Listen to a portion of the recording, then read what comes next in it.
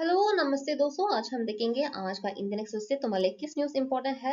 और पहला न्यूज़ है कि हमारे नेबरिंग कंट्री के बारे में है। पहला है तो नेपाल के बारे में है। और पहले जब हम इस न्यूज़ पे जाते हैं इससे पहला मैं आपको एक और न्यूज़ के बारे में बताना चाहते हैं। ये वो है कि पतंजलि ग्रुप के बारे में एक न्यूज़ था।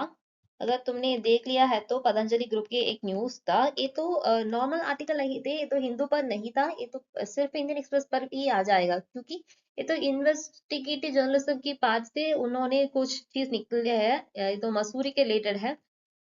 जैसे कि एक सरकार की कॉन्ट्रैक्ट है जिसके ओनरशिप तो बालाकृष्णा, वो तो पतंजलि ग्रुप के एमडी है।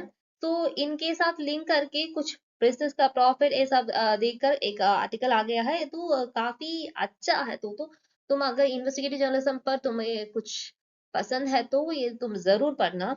और नेक्स्ट न्यूज है कि प्रोटेस्टर स्प्लिट। ओके, नेपाल का सिचुएशन तो तुम जानते हैं, है ना।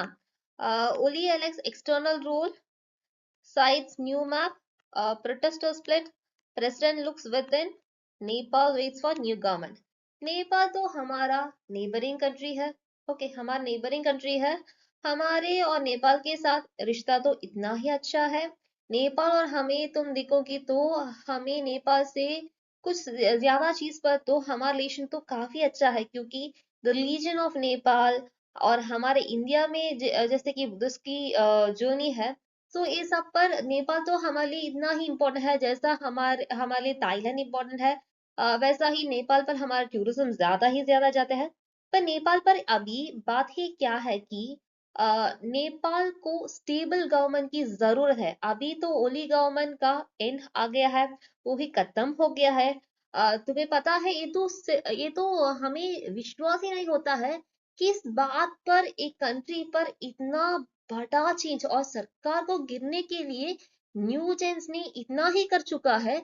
क्यों सिर्फ सोशल मीडिया बैन करने से क्या एक कंट्री का टोटल फ्रेमवर्क ही बदल जाता है? ऐसा कुछ चीज तो अगर हिस्ट्री में देखना है तो ये हम नेपाल की पॉइंट कर सकते हैं क्योंकि पहला हमने कभी भी ऐसा कुछ चीज नहीं सुना है।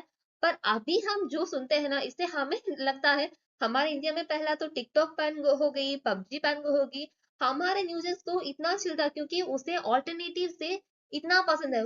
उसे ये नहीं है कि हम सिर्फ इसी से हम जीते हैं। तो यहाँ नेपाल का सिटीजन है ना, यंग सिटीजन, उन युवा लोगों, उनका दिमाग तो इतना ठंडा नहीं है जैसा हमारे इंडियंस का होता है। सो अब अगर ये देखो तो अब प्रॉब्लम है कि नेपाल का